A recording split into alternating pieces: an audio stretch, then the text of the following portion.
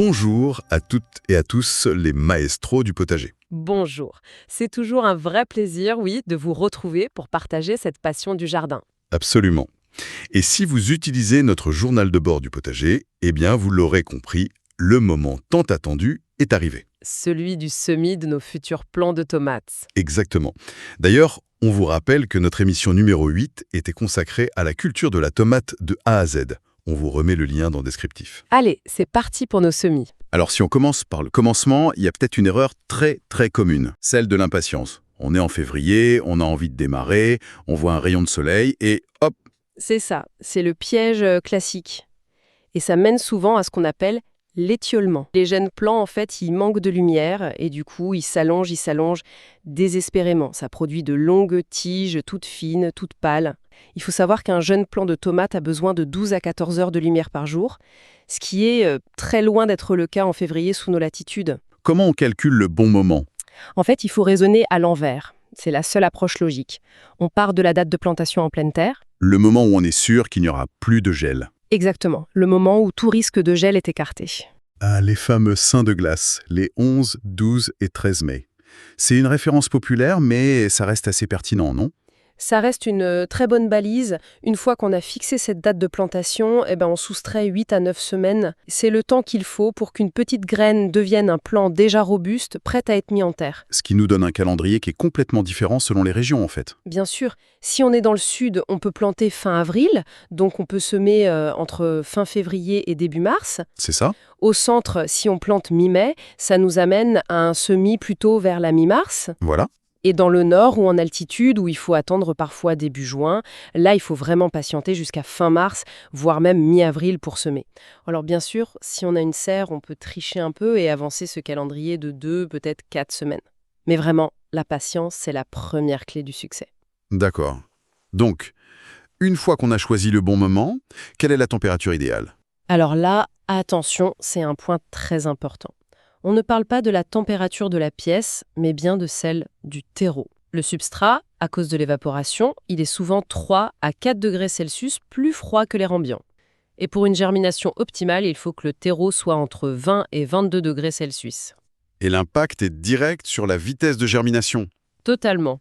À 22 degrés Celsius, les graines germent en 4 à 7 jours. Si votre terreau n'est qu'à 16 degrés, ça peut prendre jusqu'à 20 jours. Et comment on fait pour atteindre cette température dans le terreau? Alors, il y a des solutions comme les tapis chauffants, c'est très efficace. On peut aussi placer les semis près d'une source de chaleur douce, comme un radiateur, mais pas trop près. D'accord.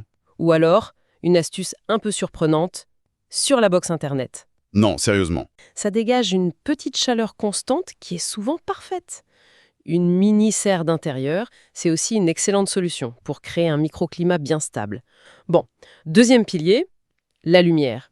C'est indispensable. Mais à partir de quand exactement? La lumière, elle devient vitale dès que les toutes premières petites feuilles apparaissent. Celles qu'on appelle les cotylédons. Les 2 premières feuilles qui ne ressemblent pas encore à des feuilles de tomates. C'est ça. À ce moment précis, il faut absolument placer les plants devant une fenêtre très lumineuse, idéalement orientée plein sud. Ou alors sous un éclairage horticole pour leur donner leurs 12 à 14 heures quotidiennes. D'accord. Et le dernier pilier, l'humidité. Pour le tout premier arrosage, juste après avoir semé, le mieux, c'est un vaporisateur. Pour ne pas déplacer les graines. Voilà. Ou alors la technique du bassinage. On laisse le pot absorber l'eau par le bas dans une soucoupe. C'est très doux. Ensuite, pendant la germination, on peut mettre un couvercle transparent pour maintenir l'humidité. Mais il faut penser à aérer tous les jours, quelques minutes, pour éviter le développement de moisissures. Et une fois que les plants sont levés, on arrose plus modérément pour éviter une maladie terrible qui s'appelle la fonte des semis. L'étape suivante est décisive, le repiquage. Quand est-ce qu'on doit le faire? Le repiquage, il intervient lorsque les premières vraies feuilles apparaissent, juste après les 2 cotylédons. C'est le signe que le système racinaire commence à être bien développé. Et là, il y a une technique qui est assez extraordinaire, spécifique à la tomate et qui change tout. Le repiquage profond. C'est exact. La tige de la tomate a la capacité de développer de nouvelles racines qu'on appelle adventives dès qu'elle est enterrée. Les petits poils qu'on voit sur la tige, c'est ça en fait. Ces petits poils se transforment en racines au contact du terreau. Alors concrètement, comment on fait? Lorsqu'on repique dans un godet plus grand, un pot d'au moins 8 cm de profondeur, on enterre la tige jusqu'à la base des premières feuilles. Et une précaution importante, on manipule toujours le plant par les feuilles, jamais par la tige, qui est encore très fragile. Et l'avantage, c'est qu'on multiplie la taille du système racinaire en fait. On le démultiplie, le plant sera mieux ancré, beaucoup plus solide, et il pourra absorber bien plus d'eau et de nutriments. Nos plants sont maintenant bien robustes dans leur godet. J'imagine qu'on ne peut pas les planter directement dehors comme ça? Un plant qui a été élevé à l'intérieur est très fragile. Il faut absolument passer par une phase d'endurcissement. C'est un processus très progressif, sur une dizaine de jours. Les 3 premiers jours, on sort les plants juste quelques heures dans un endroit ombragé et bien abrité du vent. Les 4 jours suivants, on augmente la durée d'exposition et on commence à les habituer au soleil doux du matin. Et les derniers jours? Les derniers jours, on les laisse dehors jour et nuit, mais à une seule condition, que la température nocturne ne descende pas en dessous de 10 degrés Celsius. D'ailleurs, si tout ce processus vous intéresse en détail, vous trouverez un excellent article sur le site de Potager Maestro. On vous mettra le lien dans le descriptif de l'émission. Et pour conclure, peut-être une petite astuce pour ne pas se retrouver avec une montagne de tomates à gérer en même temps. Comment on fait pour étaler les récoltes? On peut jouer sur 2 tableaux. Le premier, c'est d'associer des variétés qui ont des précocités différentes. On va semer en même temps des variétés dites précoces qui produisent 45 à 60 jours après la plantation. Ça, c'est pour les premières récoltes de début d'été. Et à côté, on sème des variétés tardives, comme la cœur de bœuf par exemple. Elles demandent plus de 80 jours, mais elles offrent des fruits magnifiques jusqu'en automne. Donc on sème tout en même temps, et c'est la génétique de la plante qui fait le reste et qui étale la récolte. C'est malin. C'est exactement ça. L'autre option, c'est d'échelonner les semis.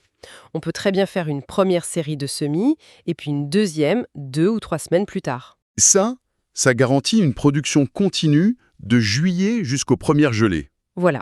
C'est un vrai travail de planification, mais qui permet d'avoir des récoltes savoureuses tout au long de la belle saison. Et voilà, je crois que vous avez maintenant toutes les cartes en main pour réussir vos semis de tomates comme un vrai maestro. Un immense merci à vous toutes et tous, jardiniers, maraîchers, passionnés, pour votre fidélité et pour vos partages qui enrichissent notre communauté. Et on se retrouve très bientôt pour une nouvelle émission.